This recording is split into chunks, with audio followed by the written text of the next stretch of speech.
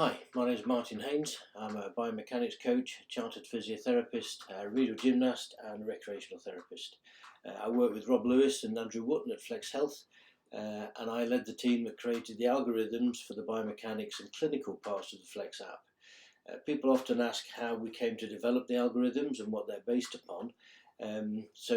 We started to test people's function about 20 years ago as we weren't really happy with the clinical outcomes in our elite sports injury clinic in London. We used sophisticated robots called ice kinetic machines, lumbar motion monitors, video analysis and so on, not really used in Europe at the time, to measure the way people moved and performed and understand why they moved in that particular way.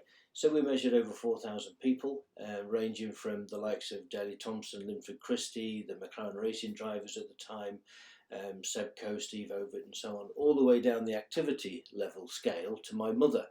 And we found some really interesting patterns that hadn't really previously been identified, such as pelvic dysfunction, that is the pelvis not working properly, leading to shoulder pain, and spinal dysfunction leading to foot pain and so on. This is kind of commonplace now, but 20 years ago this really was cutting edge stuff.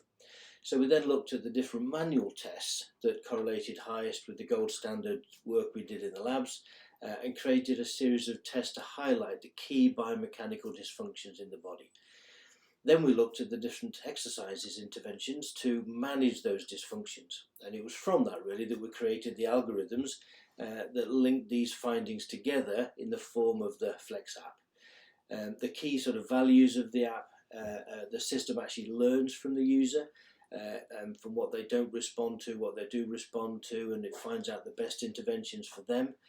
It is an injury prevention program primarily, but also it will help people self-manage their low-grade problems. They're the problems that people don't normally go and see a physio or a therapist or a doctor for, so that we can try and nip these problems in the bud, because the evidence is if you start with a low-grade problem and it's not managed properly, they often become bigger problems later on. So that's really the essence of the program. Hopefully that gives you a bit of an understanding of the background and where it came from.